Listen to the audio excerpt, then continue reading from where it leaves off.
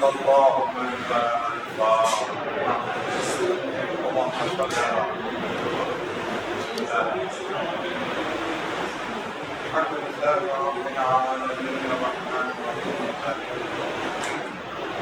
إياك نعبد وإياك نستعين صراط الذين أنعمت عليهم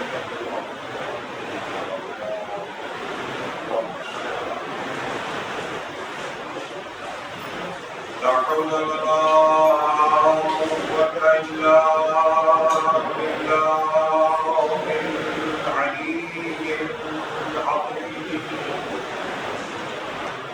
أعوذ بالله من الشيطان الرجيم. بسم الله الرحمن الرحيم. الحمد لله والصلاة والسلام على رسول الله وعلى آله أجمعين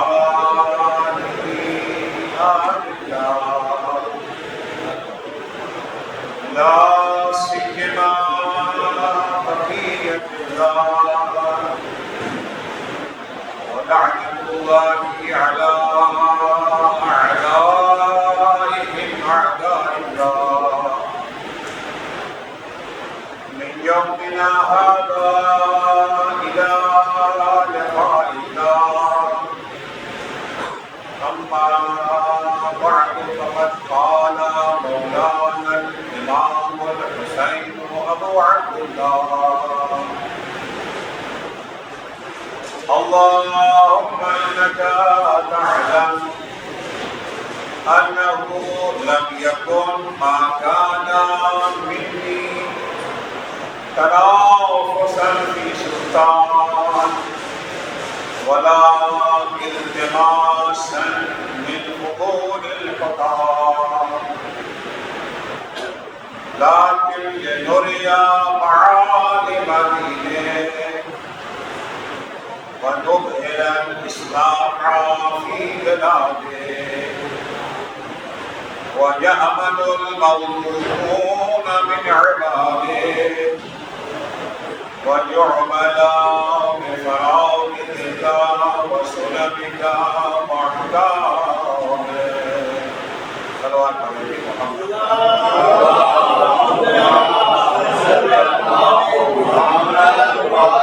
محمد. علویہ کربلا کائنات کا سب سے بڑا علویہ مختصر کی جگہ پر تھوڑے سے وقت میں انجام پایا، لیکن اس کا اثر قیامت تک رہا۔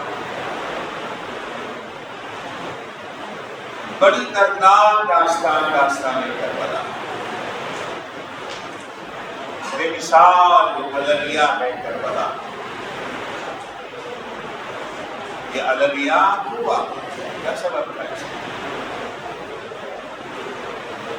کوئی حادثاتی ناگہانی واقعہ اچانک ہو گیا یا نہیں؟ اس کے پیچھے پورا منصوبہ ہے، پلاننگ ہے۔ یہ حادثاتی واقعہ نہیں ہے، اس کے پیچھے پلاننگ ہے، منصوبہ ہے۔ امام حسین کو اچانک گھیر کے مار نہیں کیا گیا، بلکہ امام حسین جانتے ہوئے اس جگہ پہ آئے تھے کہ کیا ہونے والا۔ سلسلے کی جزیات کو، چھوٹے چھوٹے واقعات کو بھی امام حسین جانتے تھے، ایسا ہوگا ایسا ہوگا ایسا ہوگا۔ اور ایسا بھی نہیں تھا کہ ان کے پاس کوئی آپشن دوسرا نہیں تھا، مجبور تھے کربلا ہی آنے پر۔ ایسا نہیں چاہتے تو ان حادثات سے بچ سکتے تھے، چاہتے تو اپنے بچوں کی جان بچا سکتے تھے، چاہتے تو اپنے دوستوں کو محفوظ رکھ سکتے تھے، چاہتے تو اپنی خواتین کے سر کی چادروں کو باقی رکھ سکتے تھے۔ لیکن ہاں، ان کی جانیں تو بچ جاتی، ان کے دوست تو بچ جاتے، ان کی اولاد تو بچ جاتی، ان کے گھر کا بندہ تو بچ جاتا، ٹھیک ہے۔ یہ ایک آپشن نہیں تھا، آپشن بہت سارے تھے، لیکن اس صورت میں نہیں جانا چاہیے۔ کہنے والے تو بہت کچھ کہتے ہیں، کوئی کہتا جی امام حسین جو ہے وہ دو شہزادوں کی جنگ تھی، ایک دن کرا تھا، یہ سیاسی جنگ تھی، پولیٹیکل جنگ، پاور کی جنگ۔ امام حسین قدم قدم پر اپنی بات کو واضح کرتے تھے، اللہ سے خطاب کرتے، جیسے کوئی بات چھپی نہیں رہتی۔ آپ کے سامنے آپ کا کچھ اور مقصد بیان کر، دل میں کچھ اور ہے، ہو سکتا ہے، میں اللہ سے اس سے دھوکہ نہیں ہو سکتا ہے۔ آپ سب کو ٹوپی پہنا دیں، اللہ کو ٹوپی نہیں پہنا سکتے، اس کو تو سب پتہ ہے نا، دل کے بھید کو جانتا ہے۔ جو گفتگو اللہ سے کر رہے ہیں وہ حقیقت پر کرتی ہے، اگرچہ امام اللہ سے کرے یا بندوں سے، اس کی ہر گفتگو حقیقتی والی ہوتی ہے۔ دو طرح کی بات ہم لوگ کر لیتے ہیں، امام کیا یہ چیزیں وہ معصوم ہے، اللہ کو خطاب کر کے کہتے ہیں اللہم انک تعلم، اللہ کو اچھی طرح سے جانتا، انہ ما کان، انہ لم یکن ما کان منی، جو کچھ ہم نے انجام دیا ہے اس کا مقصد پاور کو حاصل کرنا نہیں ہے، تنافس انفس پورا کرسی نہیں ہے اس کا مقصد، حکومت ہاتھ میں لینا اس کا مقصد نہیں ہے، اور نہ مال دنیا اکٹھا کرنا، پھر کیا مقصد کرنا؟ لیکن لنظہرا معالم دینک، ہمارا مقصد یہ تھا کہ میرے دین کی نشانیوں کو اجاگر کرو۔ وہ یہ نہ کہے کہ اگر کوئی گمراہ ہوتا ہے تو یہ بہانہ ہمیں تو پتہ نہیں تھا، ہم تو جانتے نہیں تھے۔ امام حسین نے اتنی بڑی قربانی دے کر کے سب کو بتا دیا کہ دین کیا ہے، دین کی حیثیت کیا ہے، دین کی اہمیت کیا ہے، سب کو بتا دیا۔ یہ میں تو سمجھتے تھے کہ دین ایسی کوئی چیز ہے، دین اتنی اہم چیز ہے کہ حسین اپنا کڑیل جوان علی اکبر، دین اتنی اہم چیز ہے جس کی بقا کے لیے حسین نے زینب کی چادر قربان، زینب کی چادر کے قربانی تو معمولی چیز نہیں ہے۔ امام سجاد قید شام سے چھوٹ کے جب مدینے آئے ہیں، 34 سال جو زندہ رہے ہیں ہمیشہ روتے رہے۔ کسی نے آگے کہا ہوگا بہت دن بیت گئے، کب تک روئیے، کب تک روئیے، بہت ہو گئے۔ امام نے فرمایا منہال تم نے انصاف نہیں کیا، یعقوب کا ایک بیٹا یوسف نگاہوں سے اوجھل ہو گیا، جانتے ہیں کہ زندہ ہے، پتہ تھا مگر سامنے نہیں ہے۔ فراق یوسف میں کتنا روئے، کتنا روئے، قرآن کے لفظ ہے کہ یعقوب کی آنکھیں سفید ہو گئی، وَبْيَضَّتْ عَيْنَاهُ، ہمارے 18 یوسف، ایک نہیں 18 یوسف ہماری نگاہوں کے سامنے ذبح کر دیے، کب تک بولیے گا؟ تو کہنا پڑا دیکھیے شہادت وہ آپ کے خاندان کی میراث ہے، قتل ہو جانا رائے خدا میں تو آپ کے لیے باعث افتخار ہے۔ امام نے فرمایا منہال بالکل نہیں صاف، مانا کہ راہ خدا میں قتل ہو جانا ہمارے لیے باعث افتخار، شہادت ہماری میراث، لیکن کیا ماں بہنوں کا برہنہ سر اٹھو شام کے بازار میں گرایا جانا بھی ہماری میراث ہے؟ بہت اہم چیز ہے۔ امام زمانہ عجل اللہ تعالی فرجہ الشریف،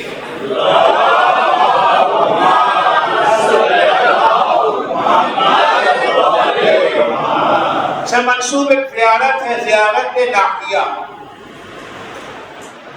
اس میں ایک جملہ ہے اب کی بدلت دموع دما، میں آنسو سے نہیں روؤں گا، میں خون سے روؤں گا۔ معصوم کہہ رہے ہیں، کسی عارف کی امام سے ملاقات ہو گئی، اس نے سوال کر دیا کہ مولا یہ بتائیے وہ کربلا کی کون سی ایسی مصیبت ہے جس پر آپ کہہ رہے ہیں کہ خون کے آنسو ہو؟ کیا یہ وہ مصیبت ہے جب حسین قاسم کا پامال لاشا اٹھا رہے تھے؟ نہیں، یہ اس سے بڑی مصیبت ہے۔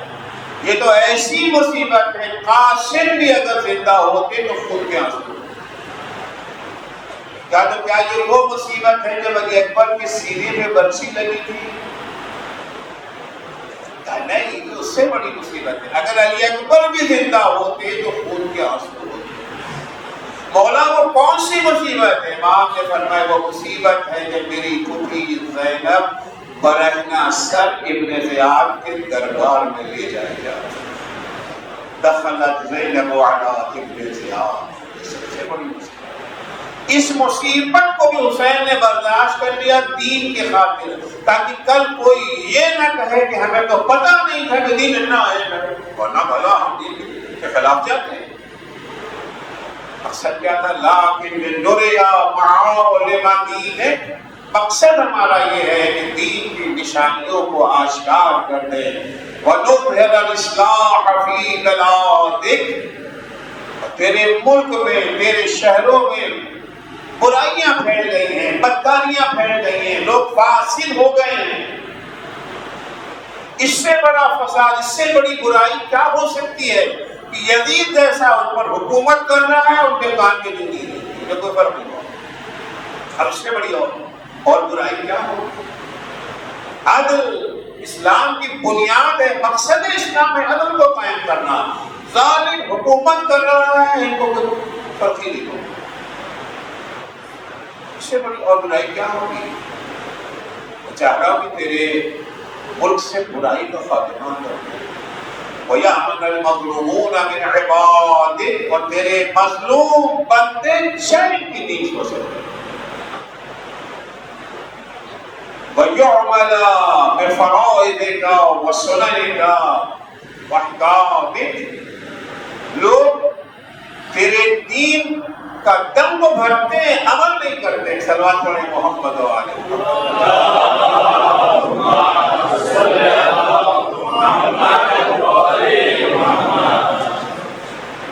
اس سے بہتر انداز میں صلوات عمل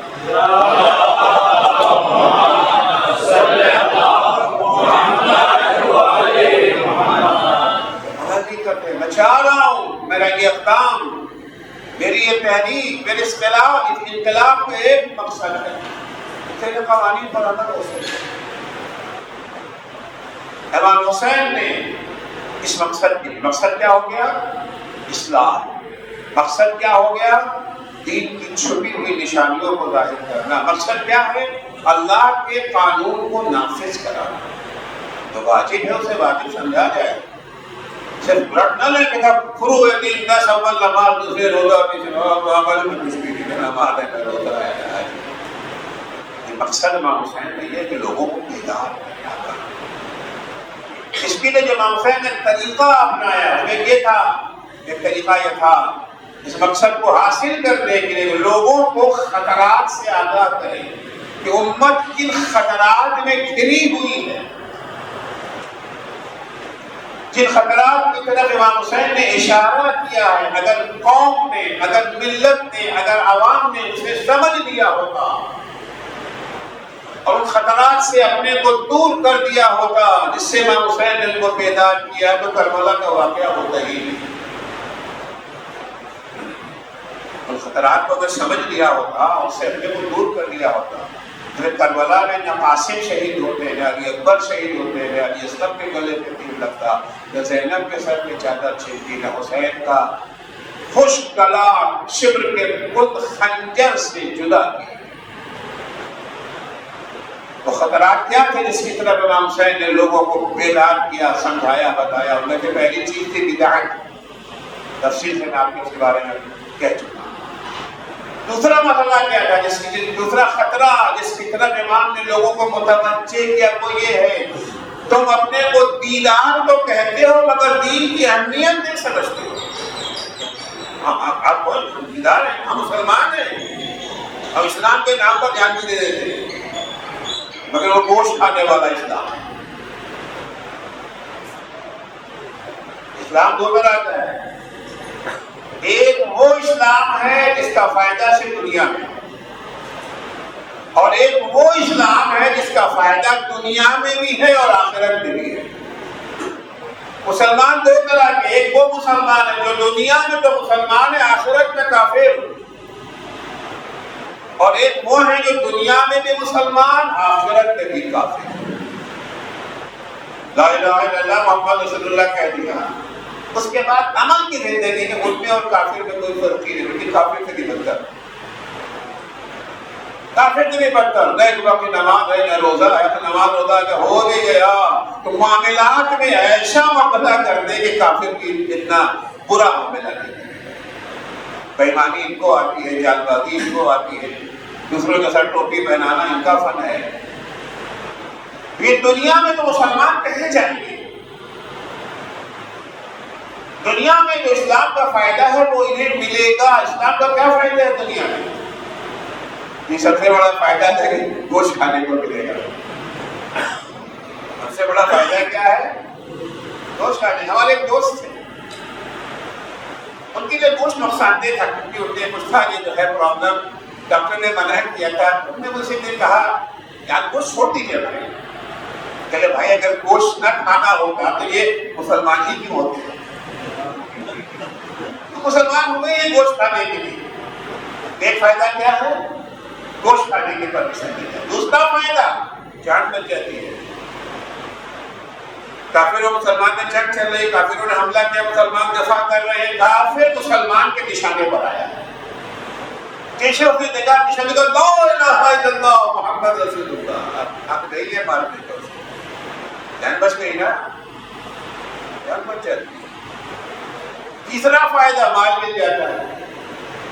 اسلامی شریعت کے اعتبار سے اگر باپ مسلمان ہے اور بیٹا کافر ہے تو کافر بیٹے کو مسلمان باپ کی میراث نہیں ملے گی۔ دو گروہ ہیں جن کو میراث نہیں ملتی، ایک تو باپ کا قاتل ہو جائے، اس کو مقتول باپ، بہت سے بیٹے ہوتے ہیں نا باپ کے مال کے خاطر باپ کو قتل ہی کر دیں، پتہ نہیں بڑھا کب مرے گا، مرے گا تو انہیں کو ملے گا، اس کو ختم کر دیتے ہیں، مگر بھول جاتے ہیں کہ قاتل کو مقتول کی میراث نہیں ملے گی۔ اور ایک یہ ہے کہ اگر بیٹا کیا ہو جائے کافر تو مسلمان کی اس کو میراث اور کوئی چیز میراث سے روکتی نہیں ہے۔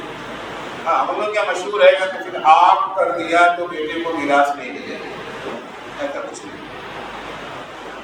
بیٹا کتنے ہی بدماش کیوں نہ ہو، باپ کو کتنے ہی ستائے، اگر قتل نہیں کیا ہے اور لا الہ الا اللہ کہتا ہے تو باپ کی اس کو میراث ملے۔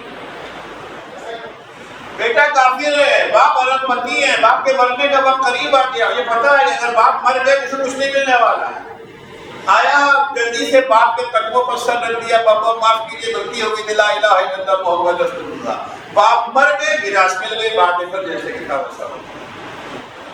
ایک فائدہ یہ بھی ہے نا اسلام کا لا الہ الا اللہ کی دنیا ہے، اور ایک بہت بڑا فائدہ ہے، وہ کیا ہے؟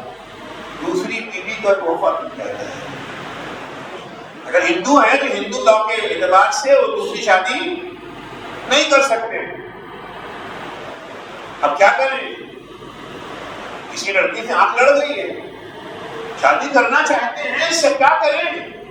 کا کچھ بھی نہیں ہے، لا الہ الا اللہ محمد رسول اللہ، چندر موہن سے چاند محمد ہو گئے، چندر موہن سے چاند محمد ہو گئے، آپ شادی کر سکتے ہیں۔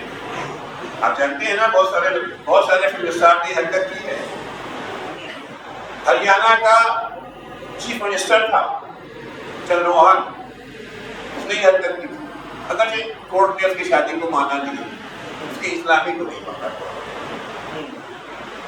تو یہ وہ فائدہ ہے جو دنیا میں اسلام کا ہے، اور آخرت میں اسلام کا فائدہ کیا؟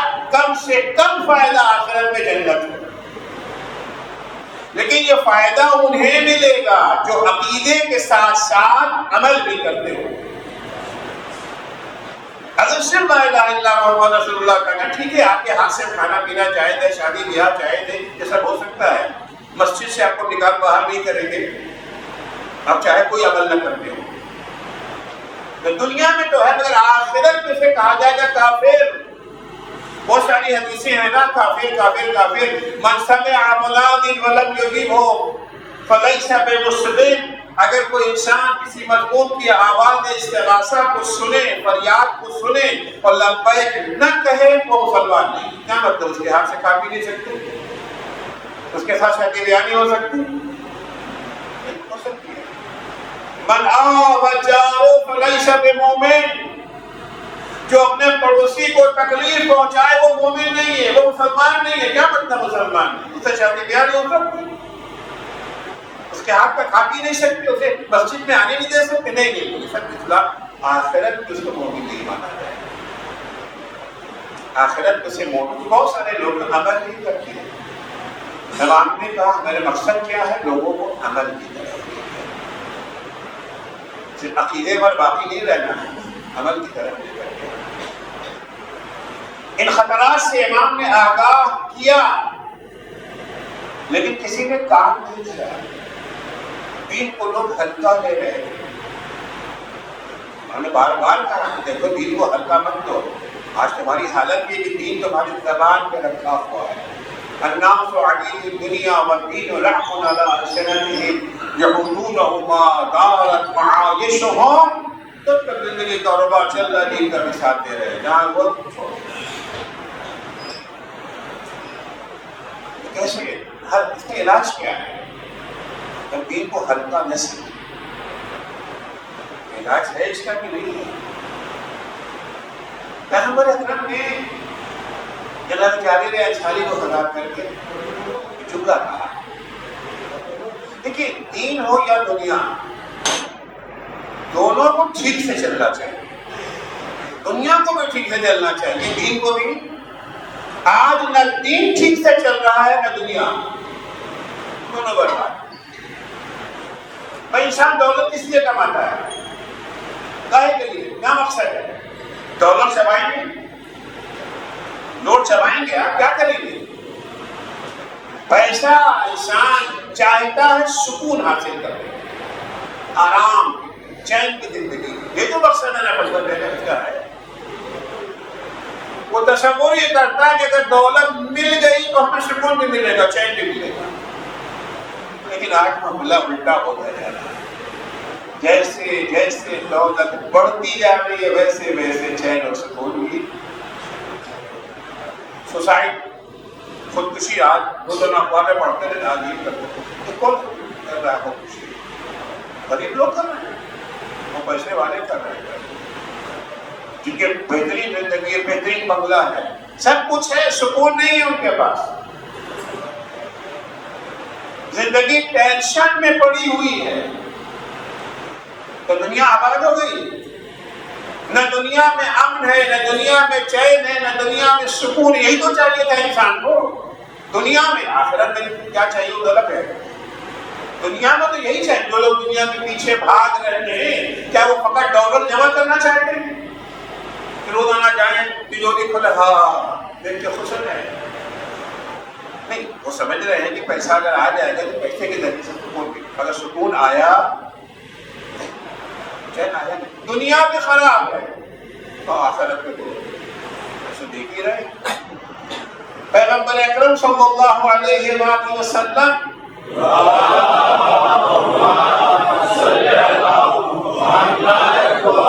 جناب جابر ابن عبداللہ انصاری سے خطاب کر کے کہ یا جابر قوام الدین والدنیا بأربعۃ. اگر چاہتے ہو کہ دنیا بھی ٹھیک سے چلے اور آخرت بھی ٹھیک سے چلے، دین بھی ٹھیک سے چلے، تو 4 چیزوں کا ہونا بہت ضروری ہے. 4 چیزیں بہت ضروری ہیں. اگر یہ سدھر گئے تو دنیا بھی سدھر جائے گی، آخرت بھی سدھر جائے گی. نمبر 1 عالمون مستعملون بعلم. ایسے عالم کی ضرورت ہے جو اپنے علم کا استعمال 2 طرح کا ہے. ایک تو خود عمل کرے. آج دن کی یہ جو ہے مجلس سے میں نے پیغمبر کو حدیث پڑھی تھی، جن ابوذر کو خطاب کر دیا ابا ذر ان اشد الناس عذابا یوم القیامۃ عالم لا ينتفع بعلمه. یہ ابو ذر قیامت کے دن سب سے زیادہ عذاب اس عالم پر ہوگا جو اپنے علم میں عمل نہیں کرے. اگر علم میں عمل نہیں، آخرت تو تباہ ہو جائے گی، دنیا بھی تباہ ہو. چینل سپورٹ نہیں ملے گا، دنیا میں امن قائم نہیں ہو سکے گا۔ اور سب کی خواہش تو ہے دنیا میں امن قائم کرنا۔ ہر سیاسی پارٹی آتی ہے تو کہتی ہے ہم سیکورٹی دیں گے، ہم سب کا دعویٰ یہ تو ہوتا ہے۔ عالم مستعمل بعلمہ، عالم مستعمل علم، ایسا عالم چاہیے جو اپنے علم کا استعمال کرے، یعنی خود بھی عمل کرے اور دوسروں کو بھی اپنے علم سے آگاہ بتائے۔ ہم نے سمجھ لیا ہے کہ جھوٹ بری چیز ہے، دوسروں کو بھی بتاؤ۔ سمجھ لیا ہے کہ جھوٹ بری چیز ہے، خود جھوٹ نہ بولو اور دوسروں کو بھی بتاؤ کہ جھوٹ نہ بولو۔ ہم نے سمجھ لیا کہ دوسروں کا حق مارنا نہیں چاہیے، ہم دوسروں کا حق نہیں ماریں گے، مگر دوسروں سے کہیں گے بھی کہ آپ بھی دوسروں کا حق نہ ماریں۔ عالم مستعمل علم، ایسا عالم چاہیے جو اپنے علم کا استعمال۔ بہت ساری مصیبتیں اسی لیے ہے کہ عالم اپنے علم کا استعمال نہیں کرتے۔ عبداللہ بن عمر دوسرے خلیفہ کے بیٹے، عوام میں اچھی ان کی جو ہے پکڑ تھی، اچھی گرفت تھی۔ اگر عبداللہ بن عمر اپنے علم کا اظہار کر دیتے، جو جانتے تھے وہ دوسروں کو بتاتے۔ عبداللہ ابن عمر امام حسین کے بارے میں بہت کچھ جانتے تھے، اپنے کان سے سنا تھا کہ پیغمبر نے کہا کہ الحسن والحسین سیدا شباب اہل الجنہ، حسن اور حسین جنت کے جوانوں کے سردار ہیں۔ اپنے کانوں سے عبداللہ بن عمر نے سنا تھا کہ حسین منی وانا من الحسین، حسین مجھ سے ہے اور میں حسین سے ہوں۔ اپنے کانوں سے انہوں نے سنا تھا الحسن والحسین سید هذه الامہ، الحسن والحسین امامان قاما او قعدا۔ اپنے کانوں سے سنا تھا انہوں نے، اپنی آنکھوں سے دیکھا تھا کہ حسین کو رسول خدا کیسے پیار کرتا۔ ایک دن عبداللہ ابن عمر امام حسین کو دیکھا، آگے بڑھ کے امام حسین کے سینے کو چومنے لگے، کہنے لگے میں نے اپنی آنکھوں سے دیکھا کہ رسول خدا کے سینے کا بوسہ دیا تھا۔ سب جانتے تھے نا، لیکن جب وہ واقعہ مان گئے کربلا، وہ چوپ بیٹھ گئے۔ اگر یہ آ کر کے امت کو بتاتے کہ یہ حسین کون ہے، اس کا ساتھ دو تم لوگ، خود بھی آ کر کے ساتھ دیتے، تو شاید آج ماجرا کچھ اور ہوتا۔ زیادہ تر مصیبتیں جو عالم اسلام میں رونما ہوئی، اس کی وجہ یہ ہے کہ خواص چپ رہے، خاموش رہے۔ اگر یہ چپ نہ رہتے تو ہاتھ پانے صاحب کے گزر جاتے۔ عالم مستعمل علم، ایسے عالم کی ضرورت ہے جو اپنے علم کا خود عمل کرے اور لوگوں کو آگاہ کر بتائے۔ اگر ہم جانتے ہیں کہ یہ چیز بری ہے تو لوگوں کو بتاؤ کہ یہ چیز بری ہے، اپنے سینے میں رکھے مت رہو۔ ہاں فلاں صاحب بڑے اچھے ہیں، چپ چاپ کے کوشش میں عبادت کرتے رہتے، ہاں بڑا علم ہے ان کے پاس، مگر کبھی علم نہ ہے، یہ عالم بیکار ہے۔ اگر چاہتے ہو کہ دین اور دنیا دونوں سوا چار چیزیں رہے، عالم مستعمل علم وجاہل لا یستنکف ان یتعلم۔ تو انسان جاہل ہے، سیکھنے کی کوشش کرتا ہے، اسے عیب نہیں محسوس ہوتا سیکھنے میں۔ اگر بعض لوگ ہوتے جاہل ہیں مگر سیکھنے کو تیار، اب ہم بڈھے ہو کر کے قرآن پڑھنے جائیں گے، کل تک موقع نہیں تھا، موقع مل گیا ہے۔ ارے ہم جوان مولوی کے پاس آپ جا کر بیٹھے گے، کیا بیٹھے بھائی؟ جوان ڈاکٹر کے پاس جاتے ہو کہ نہیں جاتے ہو؟ اگر جوان ڈاکٹر کے پاس جا سکتے علاج کرانے تو جوان مولوی کے پاس کیوں نہیں جا سکتے؟ ارے نہیں، لوگ کیا کہیں گے، بوڑھا پوتا آیا ہے پڑھنے کے لیے، بوڑھا اور جوانوں کا نہیں ہے۔ اگر چاہتے ہو کہ دین و دنیا کو سبق جائے تو ضروری ہے کہ اگر کوئی جاہل ہے تو جاہل پڑھنے میں بے عزتی محسوس نہ کرے۔ تیسری چیز، غنی لا یبخل بمعروف۔ اور بہت سے لوگ ہیں جن کے پاس اللہ نے دولت دیا، دولت سے نوازا، دولت تجوری میں بند کر کے رکھنے کے لیے تھوڑی ہے، فقط دیکھنے کے لیے دولت نہیں ہے۔ دولت کو کار خیر میں استعمال کرو۔ کوئی پڑوس میں بھوکا ہے، غریب ہے، بیمار ہے، علاج میں خرچہ کرو، پیسہ تعلیم کے لیے چاہیے اس کے لیے خرچہ کرو، صحت کے لیے چاہیے اس کے لیے، نیک کاموں میں خرچ کرو۔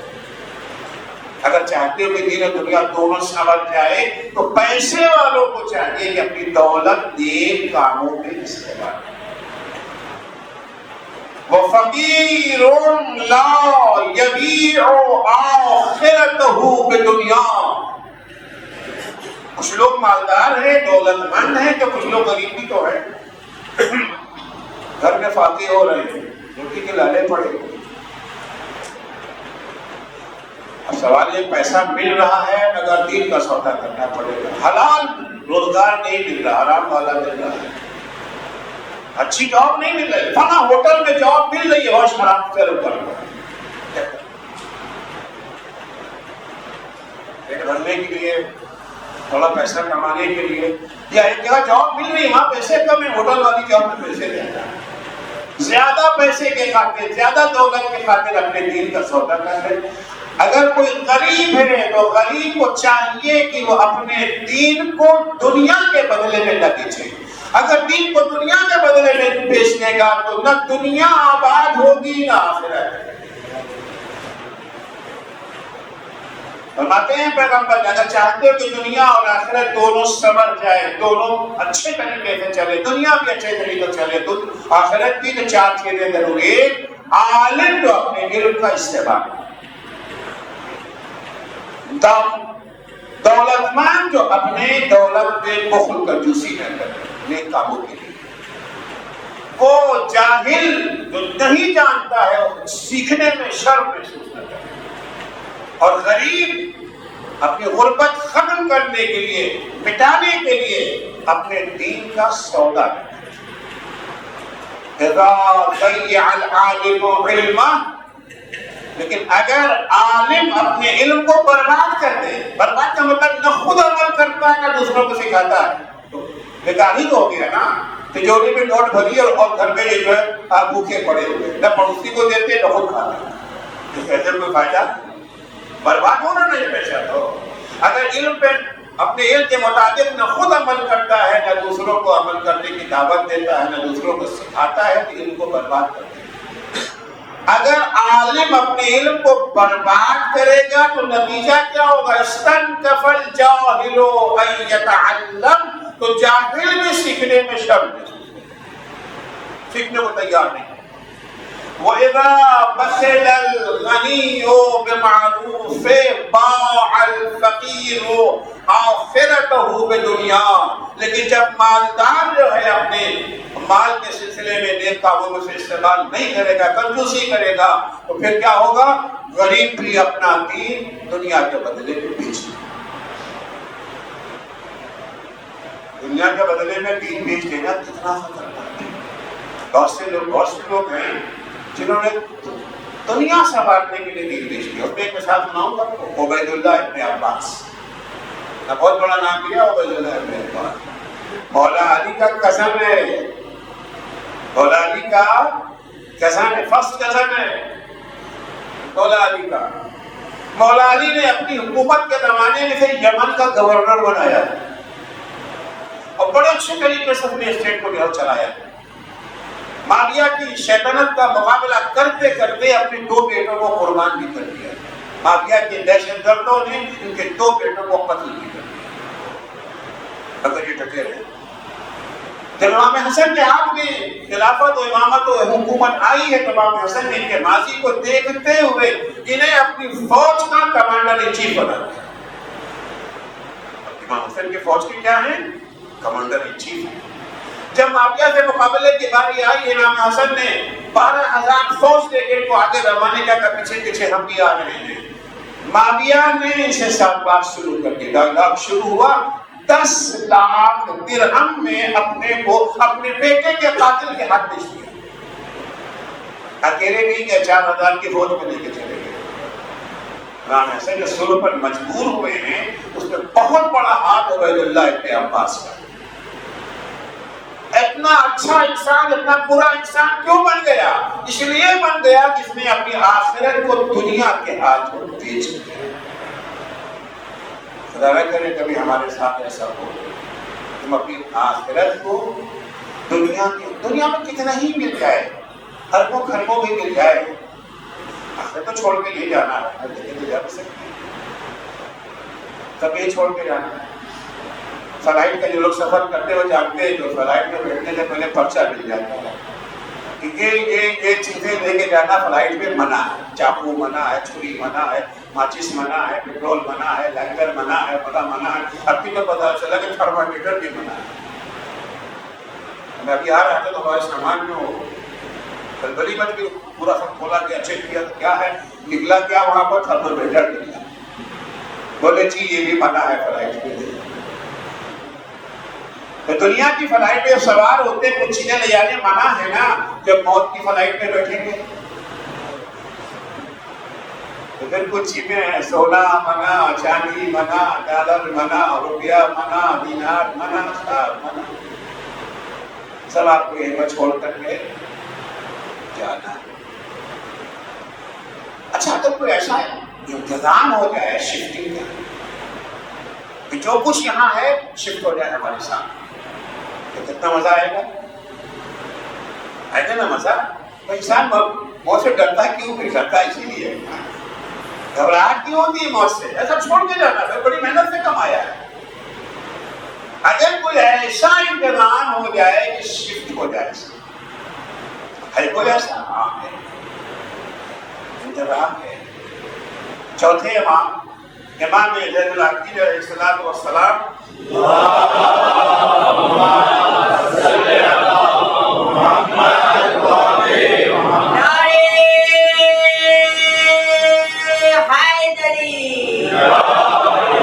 نے اس کا طریقہ بتایا ہے. لیکن دنیا میں ہماری بہت ساری مشکلیں ہیں. دنیا میں ہماری بہت ساری, ایک بڑی مشکل کیا ہے؟ مولا علی فرماتے ہیں دنیا کی مشکلوں میں بڑی مشکل کیا ہے؟ من عناء الدنیا, دنیا کی مصیبتوں میں سے ایک بڑی مصیبت کیا؟ ان المرء یجمع ما لا یاکل, وہ دولت جمع کر لیتا ہے جو کھا نہیں پاتا. ہم نہیں کھا پائیں گے, مرنے سے پہلے کھا لیں گے, شب آئیں گے کہ روشنا جب بھی ختم نہیں ہونے پر اڈانی کھا لیں گے. وہ دولت انسان جمع کر لیتا جو کھا نہیں پاتا. وَيَبْنِي مَا لَا يَسْكُنُ, ایسے ایسے محل بنا لیتا جس میں اسے رہنا نصیب نہیں ہوتا, یہاں تک کہ موت آ جاتی ہے. مثال میں لا مالا نقل ولا بناء حبل, ایسے عالم میں موت آ جاتی ہے جو دولت جمع کیا ہے اسے لے نہیں جا سکتے ہیں, جو بلڈنگ بنائی ہے اسے اپنے ساتھ شفٹ نہیں کر سکتے. بہت بڑی مصیبت ہے نا, اتنا محنت سے پیسہ کمایا چھوڑ دیا. اور ایک طریقہ ہے شفٹنگ, یہ سارا پیسہ ساتھ چلا جائے, بلڈنگ بھی ساتھ چلی جائے. وہ کیا ہے؟ چوتھے امام. دیکھیے آپ لوگوں کے بہت سے لوگ جو مانگنے آتے ہیں, ہم نے سنا کہ سادات بھی آتے ہیں مانگنے کے لیے, اور اتنا مانگنے آتے ہیں کہ لوگ عاجز ہو گئے, دور سے دیکھ کر دروازہ بند کر لیتے ہیں. تو مانگنے والے دو طرح کے ہوتے ہیں. ایک مانگنے والا وہ ہے جسے آپ پہچانتے نہیں ہیں, پہلی دفعہ آیا, اور ایک وہ ہے جسے آپ پہچانتے, شکل دیکھا نہیں, دروازہ لاکھ دے بجاؤ کھولتے ہی دروازہ بھاگ جاتے ہیں اس کو دیکھ کر کے. اور ہاں وہ والا آگے جو پہچانتے نہیں ہیں, پتہ نہیں کیا ہو نا بھائی, ہاں آئیے تشریف لائیے, اندر چائے پانی سب کرا دیا. آپ پوچھا کیسے آنا ہوا؟ جی وہ 500 روپے دینا, 1000 روپے دینا, اور پھنس گئے تو دینا پڑے گا. تو جسے پہچانتے ہیں کہ مانگنے والا ہے, تو ہم لوگ کیا کرتے, دور سے دیکھتے ہی کرنی کٹاتے بھاگتے ہیں. لیکن چوتھے امام کا طریقہ یہ نہیں تھا. جب کبھی کسی ایسے شخص کو آتے دیکھتے کہ جو مانگنے والا ہے, بھکاری ہے, سائل ہے, تو خوش ہو کے کہتے اہلاً اہلاً مرحبا مرحبا بمن یحمل ذاتی الی الاخرہ, خوش آمدید خوش آمدید, ویلکم وہ شخص جو ہمارا سامان اٹھا کر کے آخرت میں لے جائے گا.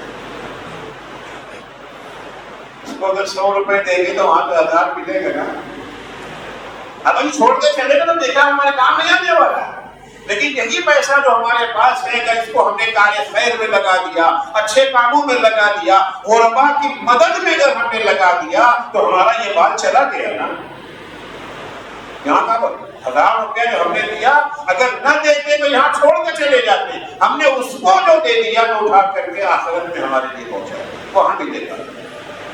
ایک نواب صاحب اچھے آدمی تھے، نواب صاحب نے اپنے پیشکار جو کیا نوکر تھے، سیکریٹری تھے، جو بھی کہہ لیجیے ان کو، سیکریٹری سے کہا بھائی یہ 10 لاکھ روپے ہے، کیا کہ غریبوں میں بانٹا، کیا کہ غریبوں میں، اچھا ظاہر سی بات ہے وہ خرچہ اس پہ کرتے ہی کرتے ہیں، مالک کو خوش کر دیتے ہیں۔ پیشکار صاحب گئے اور 10 لاکھ میں 4-5 لاکھ بانٹا، 4-5 لاکھ بچا کے لے کے چلے کہ حضور وہ سب کو میں نے پہنچا بھی دیا اور یہ بچ بھی گیا۔ معلوم ہے نواب نے کیا کہا؟ جو بچ گیا وہ بچ گیا، جو بچ گیا وہ لٹ گیا۔ تو تم بچا کے لائے ہو تو کیا ہوگا؟ چھوڑ کے چلے جائیں گے نا؟ نہیں معلوم ہماری اولاد اس کو اچھے کام میں صرف کرے گی، برے کام میں صرف کرے گی، برے کام میں وہ صرف کرے گی، ڈنڈے ہم کھائیں گے۔ لیکن جو راہ خدا میں خرچ ہو گیا وہ تو سیف ہو گیا نا۔ بڑی سی بلڈنگ ہم نے بنایا، یہ بھی سمجھیے بڑا مکان بنانا اچھا بھی ہے برا بھی ہے۔ ایک تو ہماری ضرورت پہ گھر ہوتا ہے، میاں بیوی ہیں، ایک کمرہ کافی، مہمان آتے ہیں تو چلو وہ بھی کر دیا، اگر سے مہمان کو ٹھہراتا اور اگر کوئی نہیں ہے، ہاں کھلایا جلدی سے اٹھو، بال بچے اگر ہے تو ایک کمرہ ان کے لیے کافی ہے نا۔ تو ہم نے 20-20 کمرے کا گھر بنا لیا، اچھا ہے یا برا؟ مولا کائنات امین المومنین حضرت علی بن ابی طالب علیہ السلام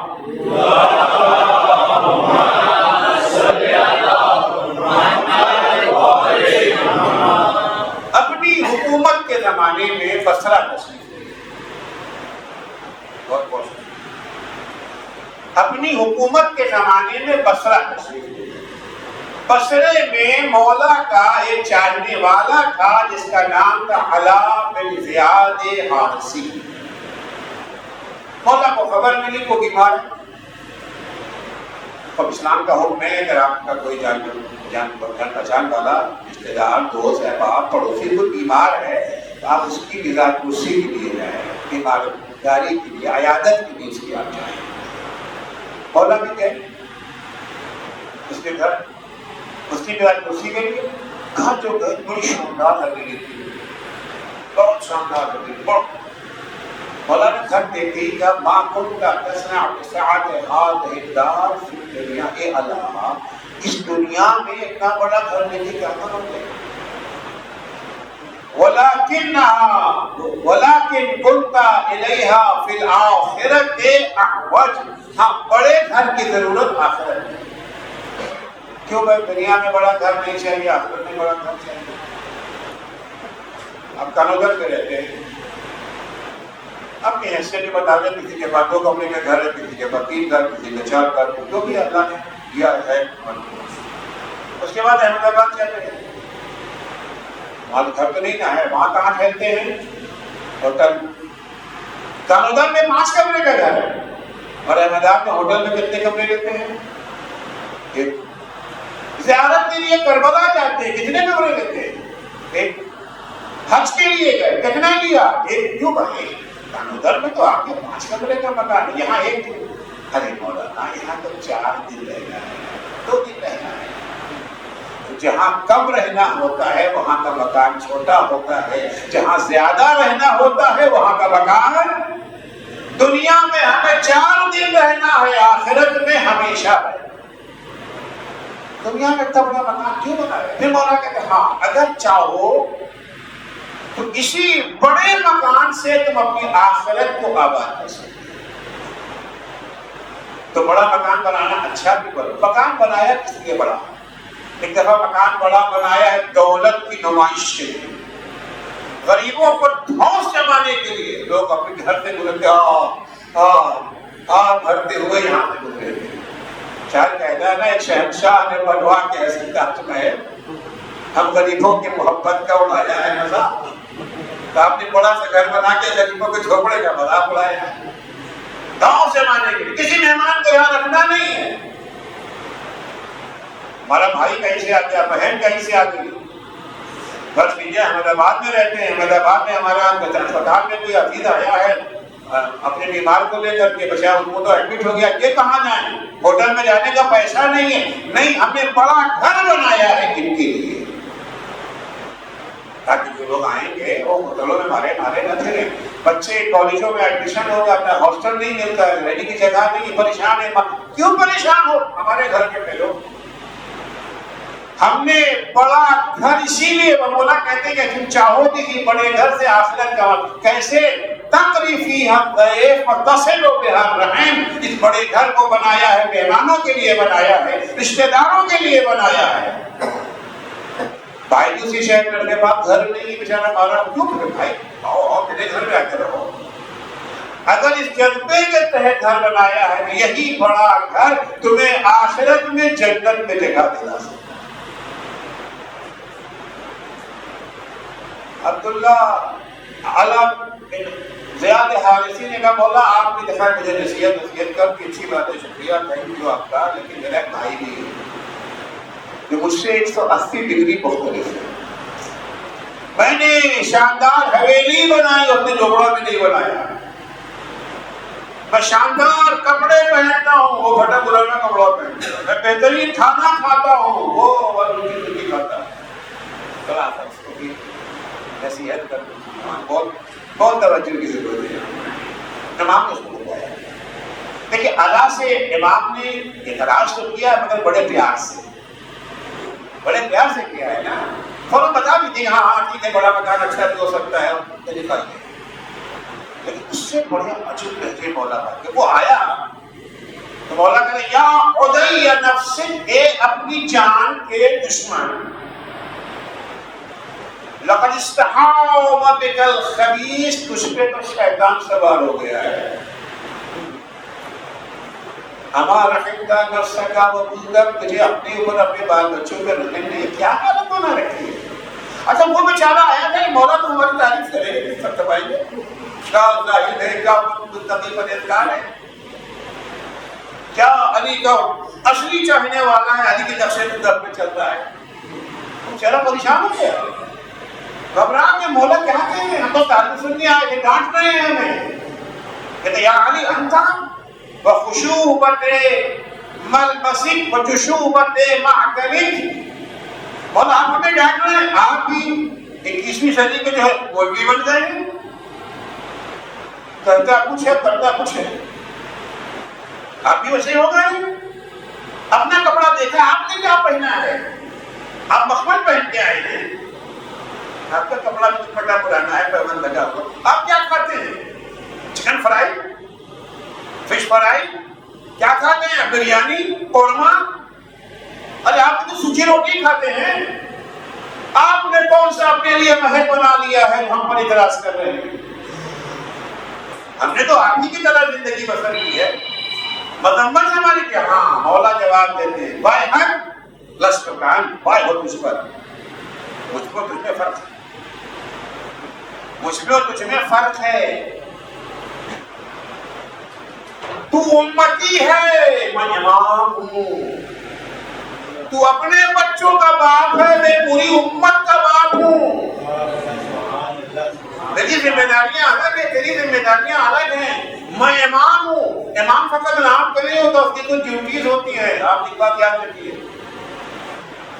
دنیا کی حکومت کا پروٹوکول اور ہے اور اسلامی حکومت کا پروٹوکول اور ہے۔ دنیا میں کیا ہوتا ہے، کلر کے پاس سائیکل ہوتی ہے، چپراسی کے پاس سائیکل ہوتی ہے، کلر کے پاس بائک آ جاتی ہے، افسر بن گیا تو کار آ جاتی ہے، پرائم منسٹر بن گیا تو درجنوں کا ہی نہیں ہوائی جہاز بھی ہوتا ہے، ہزاروں کروڑ کا ہے نا۔ جیسے جیسے عہدہ بڑھتا جاتا ہے فیسلٹی میں اضافہ ہوتا جاتا ہے۔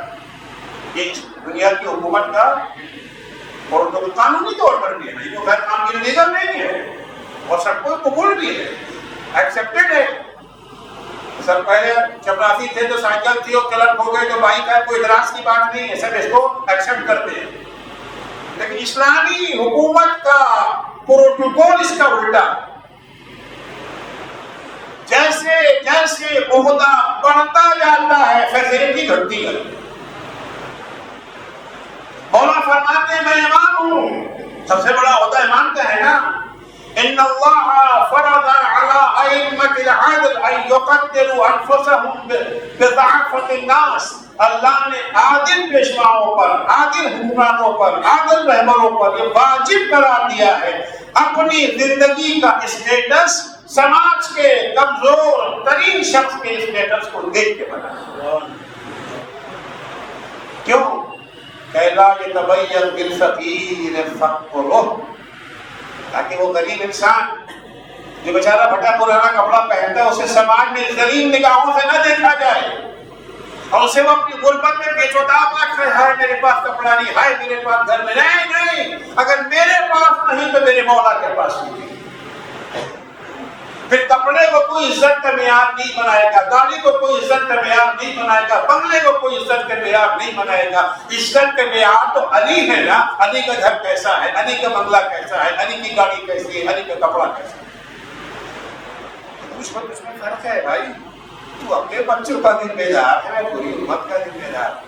میں کیسے پیٹ بھر کے کھانا کھا لوں، کیف عبید بطانا، میں پیٹ بھر کے کیسے کھانا کھا کے سو رہا ہوں۔ شاید یا ماما میں کوئی بھوکا ہو، ارے اگر بیٹا بھوکا ہو تو باپ پیٹ بھر کے کھانا کھا سکتا ہے؟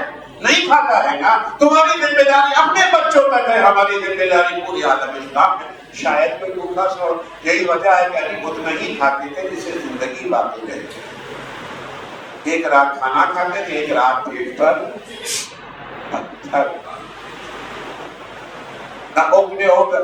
یقال علی امیر المؤمنین، ہمیں اس بات سے خوش ہو کہ لوگ مجھے امیر المؤمنین کہتے ہیں، ولم اشارکہم فی مکارہ الدہر، اور دنیا کے مشکلوں میں ان کا ساتھ نہ دوں۔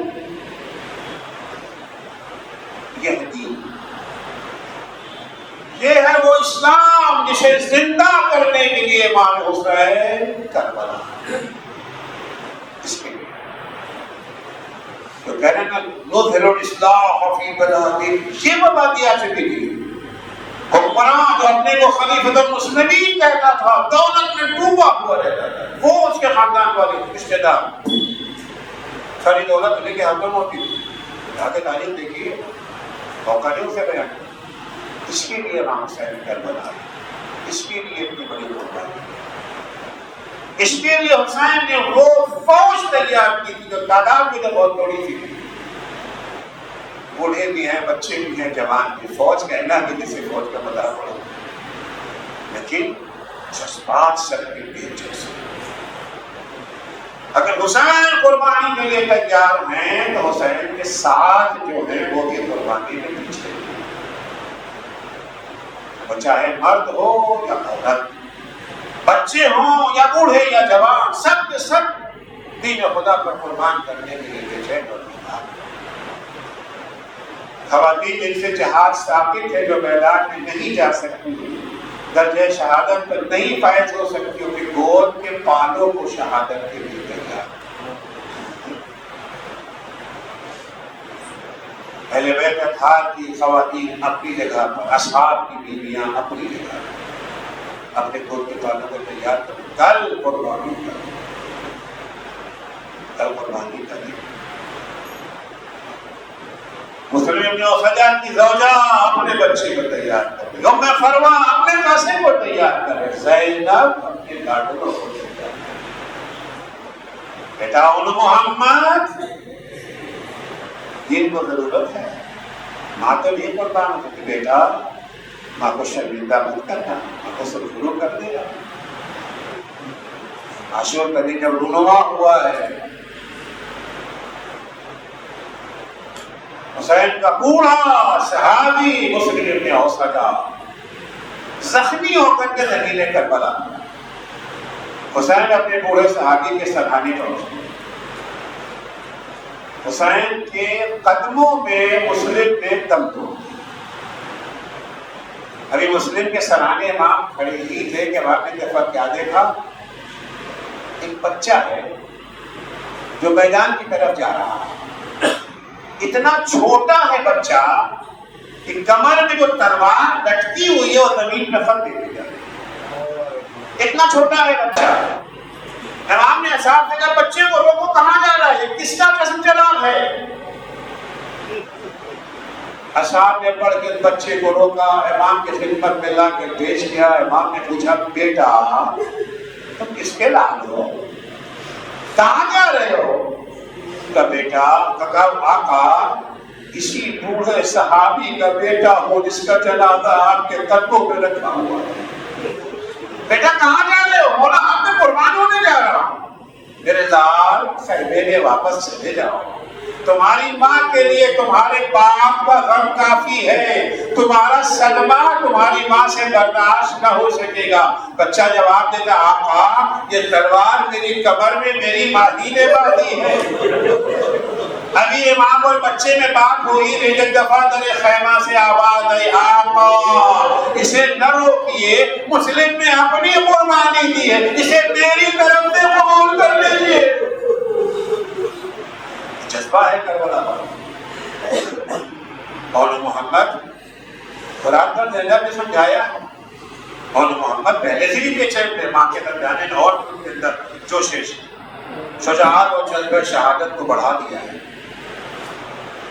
جنگ آباد ہو چکا ہے، مولا محمد اپنے مامو جان کے پاس آتے ہیں، مامو جان ہمیں مقتل میں جانے کی اجازت دے دی۔ حسین مولا محمد کو اجازت دی تھی، ابتدائی کی بات ہے، شہدائے کربلا کی ادب تھا کہ اجازت کے بغیر کوئی میدان میں منع کر دیا تو پھر نہیں جانے، بے چین نہیں جانے کے لیے، مگر کیا کریں مولا نے منع کر دیا۔ ایک گوشے میں کھڑے ہیں، زینب کی نگاہ جب اپنے بچوں پہ پڑی کہ بچے میدان میں جانے کے بجائے ایک کونے میں کھڑے ہیں، بچوں کو بلایا، بچوں رات میں ماں نے جو سکھایا تھا وہ بھول گئے؟ نہیں اماں ہم بھولے نہیں ہیں، میدان میں ضرور جائیں گے۔ کب جاؤ گے؟ جب اکبر کا جنازہ اٹھ جائے گا تب میدان میں جاؤ گے، جب قاسم کا لاشا آ جائے گا تب میدان میں جاؤ گے؟ نہیں اماں ہم تو جانا چاہتے ہیں مگر مامو جان ہمیں اجازت نہیں دیتے۔ اماں آپ اگر چاہیں تو ہمیں اجازت مل سکتی، ہم نے یہی دیکھا ہے مامو جان آپ کی کوئی بات رد نہیں کرتے، اگر آپ سفارش کرتے تو ہمیں اجازت مل جائے۔ مجھے سننا تھا زینب نے اپنے بچوں کا ہاتھ پکڑا لے کے بھائی کے سامنے آ گئی۔ حسین نے دیکھا زینب آئی، پوچھا بہن زینب کیسے آنا ہوا؟ کہ بھیا یہ بعد میں بتاؤں گی، پہلے ایک سوال کا جواب دیجیے، آج تک اس بہن نے آپ سے کچھ مانگا ہے؟ نہیں بہن تم نے ہم سے کچھ نہیں مانگا۔ تو آپ بھیا آج میں کچھ مانگنے آئی ہوں، انکار مت کرنا، بولو بہن کیا چاہیے؟ بھیا میرے بچوں کو مقتل میں جانے کی اجازت۔ تب حسین نے ان محمد کو اجازت دی، عباس نے دونوں شہزادوں کو گھوڑے پہ سوار کیا، مقتل کی طرف روانہ کیا۔ پیاسے بچے، بھوکے بچے، کم سن بچے ہزاروں کی فوج پہ ٹوٹ پڑے، کوئی میمنہ پہ حملہ کر رہا ہے، کوئی مشہد پہ حملہ کر رہا ہے، لیکن کب تک لڑتے؟ دشمنوں نے گھیر دیا، کوئی تلوار مار رہا ہے، کوئی نیزہ مار رہا ہے، زخموں سے چور ہونے کے بعد دونوں کی آواز بلند ہوئی، آقا ادرکنی، آقا میری مدد کو آئی۔ حسین نے جیسی آواز سنی عباس کو بولا بھائی ابا چلو بچوں کے لاشیں کو لے کر کے آتے ہیں، اگر ایک جنازہ ہوتا تو میں اکیلے چلا جاتا، لیکن ہائے دو جنازے، دونوں بھائی مقتل میں آئے، بچوں کا لاشا لے کے خیمے میں لا کر کے رکھ دیا۔ لاشوں کو دیکھ کے فضا ایک دفعہ زینب کے پاس گئی، شہزادی مبارک ہو بچے واپس آ گئے۔ زینب نے کہا میں نے بچوں کو واپس آنے کے لیے نہیں بھیجا تھا۔ فضا کہتے بیوی ذرا چل کے دیکھ تو لیجئے کس شان سے بچے آئے ہیں۔ اب تو زینب نے آ کے دیکھا تو کیا دیکھا؟ دونوں بچے خون میں نہائے ہوئے۔ زینب نے سجدہ شکر میں سر رکھ دیا، اے میرے مامو تیرا لاکھ لاکھ شکر کی زینب کو اللہ لعنت اللہ علی قوم الظالمین وسيعلم الذين ظلموا أي منقلب ينقلبون۔ فللہ واسطہ ہے محمد و آل محمد علیہ السلام کا، ہماری اس مختصر سی عبادت کو قبول فرما. بار اللہ ہمیں توفیق عطا فرما کہ ہم کبھی اپنی زندگی میں دین کو ہلکا نہ سمجھیں. ہم پر کیسا ہی وقت آ جائے، کتنی ہی مصیبتوں میں ہم گر جائیں، کبھی بھی ہم اپنی آخرت کے دنیا کے بدلے میں بیچنے کے لیے تیار نہ ہوں. خدایا جس طرح کے شہدائے کربلا نے تیرے دین کی بالادستی کے لیے اپنا سب کچھ قربان کر دیا، ہمیں بھی توفیق عنایت فرما کہ ہم بھی تیرے دین کی بالادستی کے لیے اپنا سب کچھ قربان کرنے کے لیے تیار ہیں. مابو صدقے میں نبی طہار علیہ السلام کے جو مومنین و مومنات بیمار ہیں انہیں شفائے کاملہ عاجلہ عنایت فرما، جو مقروض ہیں ان کے قرضوں کو ادا فرما، جو پریشان حال ہیں ان کی پریشانیوں کو دور فرما. بار الہ جو بے روزگار ہیں انہیں حلال اور پاکیزہ روزگار عنایت فرما، جو صاحب روزگار ہیں ان کے روزگار میں مزید ترقی اور انہیں اپنے بے روزگار بھائیوں کی مدد کی توفیق عطا فرما. معبود صدقے میں اہل بیت اطہار علیہ السلام کے مراجع کرام اور رہبر معظم انقلاب اسلامی حضرت آیت اللہ سید مجتبی حسینی خامنئی کی حفاظت فرما. امام زمانہ کے ظہور میں تعجیل فرما. جب حضرت کا ظہور ہو تو ہمارے اعمال ایسے ہوں کہ ہم ان کے اصحاب و انصار میں شمار ہو سکے. اللہم عجل فی فرج مولانا صاحب الزمان واجعلنا من اعوانہ و انصارہ.